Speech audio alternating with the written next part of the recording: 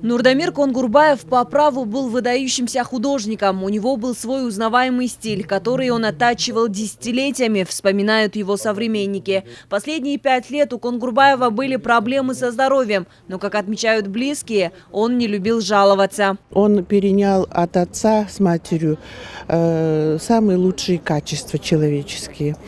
Вот. Отец у нас был киргизским аристократом с большой фамилией Конгурбаев Ашим Конгурбаевич. Для сына он посвятил огромнейшую библиотеку, он всю жизнь собирал книги, собрал большую крупную библиотеку. Народный художник Нурдамир Конгурбаев всю жизнь посвятил служению искусству. Многие годы он проработал в Китае. Находясь вдали, в своих картинах Конгурбаев воспевал красоту кыргызской земли, бескрайние просторы и цветущие поля. Кыргыз маданияты орду толгус чоң жоготууга учурады.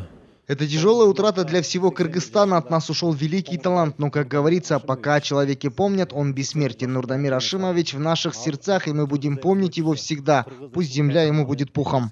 Нурдамир Конгурбаев большое внимание уделял жанровым картинам, пейзажам и портретам. В Союзе художников, членом которого он являлся более 40 лет, отмечают, что в своих работах Конгурбаев стремился к решению нетрадиционных для кыргызского искусства образных и формальных задач. Он был большим мастером своего дела.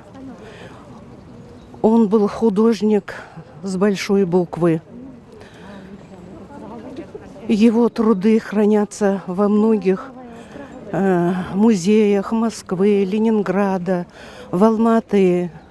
Многие годы он сотрудничал со всеми международными организациями именно по искусству. Главный дар Нурдамира Конгурбаева в том, что он обладал удивительной способностью разглядеть чужой талант задолго до того, как он становился очевидным для всех, вспоминают близкие. Жазгуль Бакытбеккызы, Сиязбек Нурманбетов, Алатоо 24.